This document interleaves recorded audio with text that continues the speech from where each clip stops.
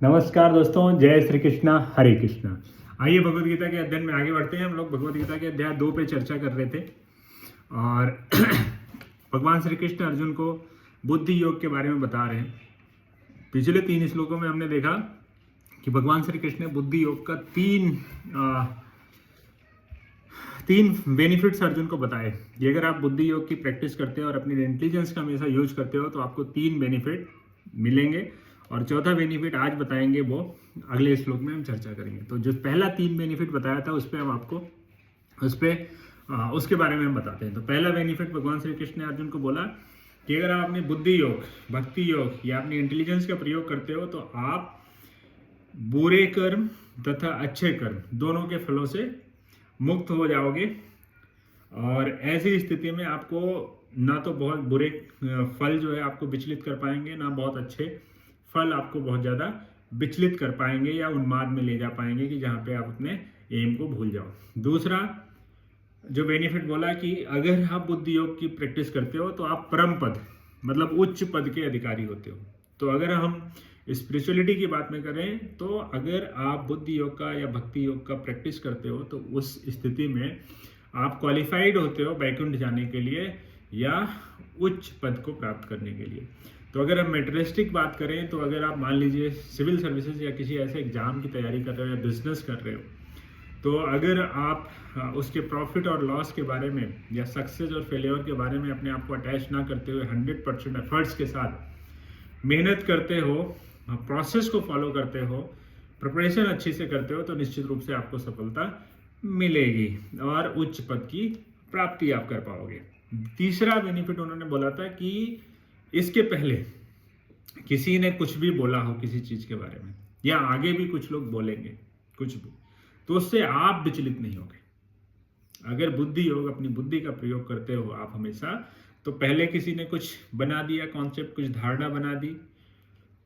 तो और आज आप कुछ कर रहे हो जो उस धारणा के विपरीत है, तो आपके मन में वो आपको प्रॉब्लम क्रिएट कर रहा है। लेकिन आप अपनी इंटेलिजेंस को प्रयोग करोगे और लॉजिकली सोचोगे, बुद्धि योग का प्रयोग करोगे, तो किसी ने अगर पहले कुछ बोला है या आगे बोलेगा, सुरतव्यश या सुरतश्च या आगे कुछ बोलेगा,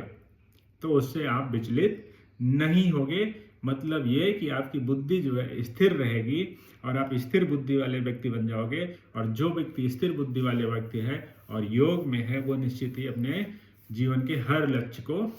प्राप्त करने के लिए योग्य हो जाता है और अपने जीवन के हर लक्ष्य को प्राप्त करता है। अब आइए बढ़ते हैं चौथे बेनिफिट के बारे में। भगवान श्री कृष्ण अर्जुन को क्या बताते हैं अध्याय 2 के, भगवत गीता के अध्याय 2 के 53वें श्लोक में भगवान बोलते हैं, श्रुति विप्रतिपन्ना ते यदा अस्थया यस्यति निश्चला समाधौ चला बुद्धिस्तदा योगम अवाप्स्यसि। भगवान श्री कृष्ण बोलते हैं, जब तुम्हारा मन वेदों के अलंकारमय भाषा से विचलित ना हो, वह आत्म साक्षात्कार की समाधि में स्थिर हो जाए, तब तुम्हें दिव्य चेतना प्राप्त हो जाएगी। भगवान श्री कृष्ण ने अर्जुन को क्या बोला कि अगर आप बुद्धि योग का प्रयोग करोगे, स्थिर बुद्धि वाला व्यक्ति बनोगे, तो आपका जो मन है वो वेदों में उन अलंकारमयी या उन कर्म कांडों की तरफ आपका मन जो है विचलित नहीं होगा जो सकाम फलों की कामना के लिए बने हुए हैं। जैसे कि वेदों में बहुत सारे ऐसे कर्म कांड हैं हमारे वैदिक स्क्रिप्चर्स में जो ये बताते हैं कि ये वाला यज्ञ कर लो, ये अनुष्ठान कर लो तो आपको ये प्राप्ति हो जाएगी, ये वाला अनुष्ठान कर लोगे तो आपको बहुत सारी धन संपदा मिल जाएगी। तो भगवान श्री कृष्ण बोल रहे हैं कि अगर आप अपनी इंटेलिजेंस का प्रयोग करोगे तो आप उन चीज़ों की तरफ आकर्षित नहीं होगे, आप कुछ बड़ी चीज़ के लिए प्रिपरेशन करोगे और बड़ी चीज़ हासिल करोगे। जैसे कोई व्यक्ति सिविल सर्विसेज की तैयारी कर रहा है मान लीजिए, और रास्ते में कोई एक वैकेंसी आ गई जो रेलवे में स्टेशन मास्टर की जॉब के लिए है, तो बहुत सारे लोग उसको भटका सकते हैं कि यार एक बार इस एग्ज़ाम को लिख दे और इस एग्ज़ाम को लिखने के बाद में तुमको ये वाली पोस्ट मिल जाएगी, उसके बाद आप सिविल की तैयारी करते रहना। फिर क्या होता है कि जब आप किसी नौकरी में चले जाते हो तो मेन जो लक्ष्य है आपका सिविल सर्विसेज या बड़ा जो लक्ष्य है वो छूट जाता है और फिर आपको उसमें थोड़े बहुत पैसे मिलने लगते हैं, फिर आपको लगता है कि अब यही ठीक है। फिर जब कुछ सालों बाद जब आपकी एज निकल जाती है, फिर आपको रियलाइज होता है कि नहीं यार, वो वहाँ पे 1 साल और कंटिन्यू कर लेते तो हम अच्छी जगह आ जाते। तो यही भगवान श्री कृष्ण अर्जुन को बोल रहे हैं कि अगर आप इस बुद्धि योग का प्रयोग करोगे तो आप उच्च पद को प्राप्त करोगे और आपकी बुद्धि जो है स्थिर रहेगी, और वेदों के जो अलंकारमयी भाषा है, अलंकारमयी कर्म कांड है, उसमें आप विचलित नहीं होगे, और आपका जो रास्ता होगा सीधा योग की तरफ होगा, जिससे आप वैकुंठ या लिबरेशन की तरफ, मुक्ति की तरफ आप जा पाओगे। जैसे कि फॉर एग्जांपल आज के टाइम पे अलंकारमयी, वेदों के जो अलंकारमयी भाषा की बात अगर मैं करूं, तो आज के टाइम पे बहुत सारे ऐसे शॉर्ट, जल्दी से जल्दी पैसा कमाने के बहुत सारे तरीके सोशल मीडिया पे आते हैं। जैसे कोई फर्जी आजकल चीटिंग वाले ऐप आ जाते हैं जो आपको 500 रुपया या 1000 रुपया एन इन्वेस्टमेंट में डेली 200, 300, 400 देने की बात करते हैं, और आप यहाँ इंसान लालच में आ जाता है, ग्रीड में आ जाता है, और उस बुद्धि उसकी उस समय भ्रमित हो जाती है, क्योंकि लालच जो होता है, माया जो होती है, वो आपकी बुद्धि को हाईजेक कर लेती है। हम सभी जानते हैं कि ये जो ऐप है ऐसा प्रैक्टिकली पॉसिबल नहीं है, तो वहाँ लॉजिक खत्म हो जाता है। वहाँ पे हमको लगता है कि हमको व्यक्तिगत गेन मिलने वाला है और हमारे बाद जो आएगा उसको नुकसान होगा। तो समझ गए? वहाँ पे आपको पता है, आपकी बुद्धि को पता है कि ये गलत एप्लीकेशन है, इस एप्लीकेशन से फायदा नहीं होगा, लेकिन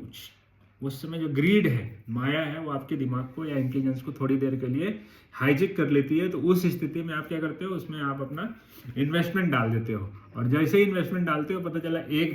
आपने 1000 रुपये डाला, पहले दिन आपको 300 रुपये आया, या किसी ने 1 लाख रुपये डाला, पहले दिन उसको 3000 आ गया, 4000 आ गया, तो उसको लगता है कि अगले 100 दिन तक आएगा तो हमारा तो हो जाएगा। लेकिन वो क्या हुआ, 2 दिन बाद वो कंपनी आपका पैसा लेके भाग गई। क्यों?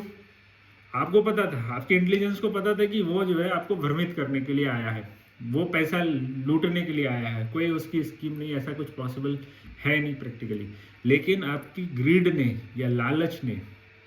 आपकी बुद्धि को हाईजेक कर लिया, आपको बुद्धि योग प्रैक्टिस नहीं करने दिया, फिर आपको क्या हुआ, उसमें